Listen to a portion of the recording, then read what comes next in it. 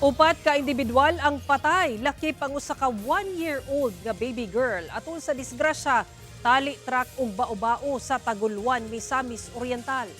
Ang detalye sa report ni James Paulo Yap.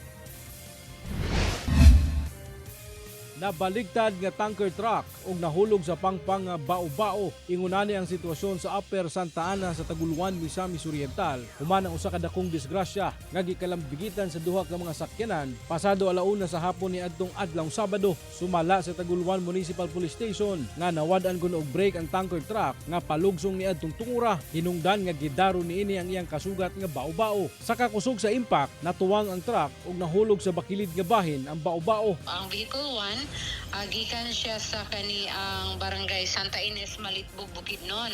Ang katuang fuel tanker o ang katong bao-bao, nagikan po siya sa barangay Santa Ana, Taguluan. Pag-abot dito sa ang place of incident, so matud pa sa report sa Taguluan MPS nga ang nawad-an sa ang brake ang katuang fuel tanker, resulta nga iyahang nabundol o nabanggaan tong badyang. Daling gidala sa ospital ang 5 ka mga sakay sa bao-bao, lakip driver ug helper sa tanker truck. Apan paglabay sa pipila ka oras, 4 ka mga individual ang nakabsan sa kinabuhi, lakip ang usa ka tuig nga batang babae ug ang inahan niini. Usa na adto ang katuang driver sa fuel tanker ug katuda yung pasahero pod sa ang bao-bao, sir. Mga tulo ka buok. So ang bata, sir, no, is 1-year-old.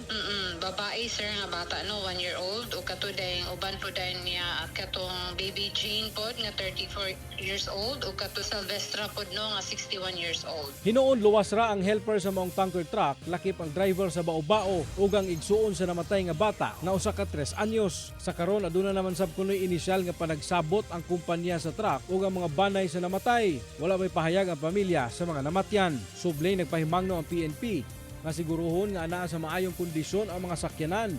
Lakip ang driver niini aron malikayan ang disgrasya sa dalan. Ako si James Paulo Yap, 1 Mindanao.